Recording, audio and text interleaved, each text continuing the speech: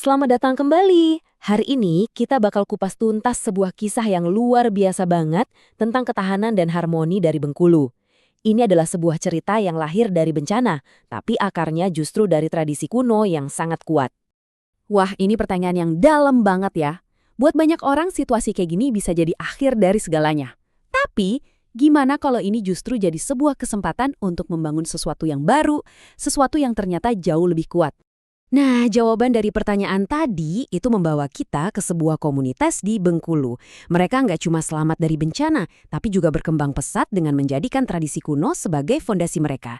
Jadi yuk kita mulai dari awal ceritanya. Oke, bagian 1. Untuk bisa ngerti gimana harmoni ini tercipta, kita harus mundur sedikit ke titik awalnya. Sebuah peristiwa dahsyat yang mengubah segalanya.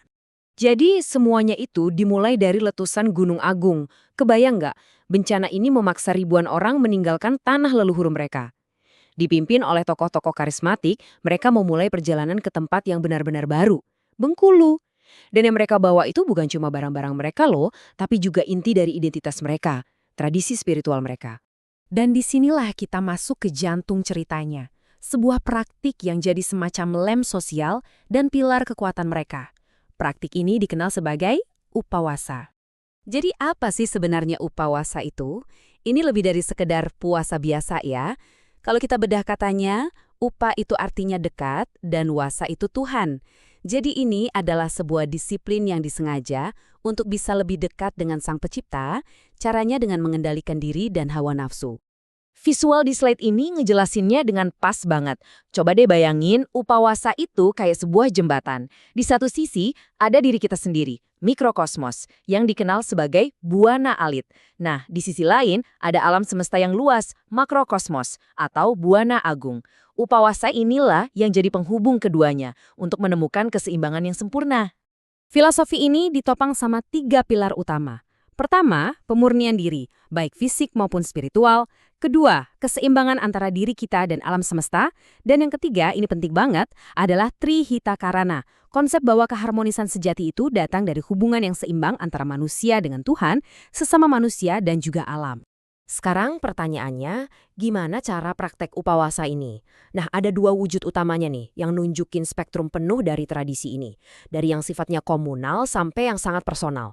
Kita punya Nyepi dan Siwaratri. Keduanya sama-sama bentuk upawasa, tapi tujuannya beda.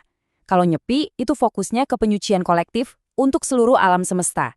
Sementara Siwaratri itu jauh lebih personal. Ini adalah malam untuk introspeksi diri, untuk merenungkan kesalahan-kesalahan yang pernah dibuat.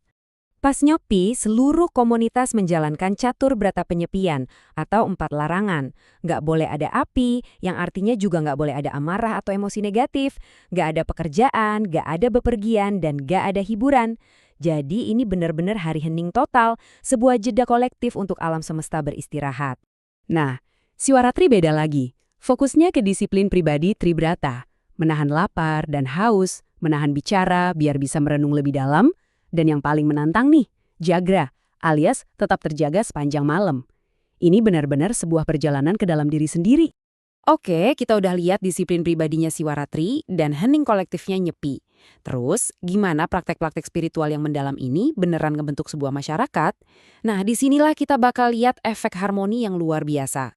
Dampak sosial yang paling signifikan adalah gimana upawasa ini menjadi, yaitu tadi, katalisator toleransi di tengah masyarakat Bengkulu yang sangat majemuk.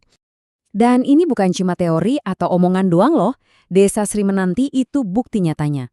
Desa ini sampai diakui secara resmi sebagai model kerukunan, di mana warga non-Hindu pun ikut aktif menjaga ketenangan selama Nyepi. Ini baru namanya toleransi dalam aksi nyata. Slide ini nunjukin dengan cakep banget gimana semuanya saling nyambung. Coba lihat deh, ritual spiritual ternyata punya dampak nyata. Kebutuhan akan sesajen atau sarana upacara itu menggerakkan ekonomi lokal, bahkan melibatkan petani non-Hindu.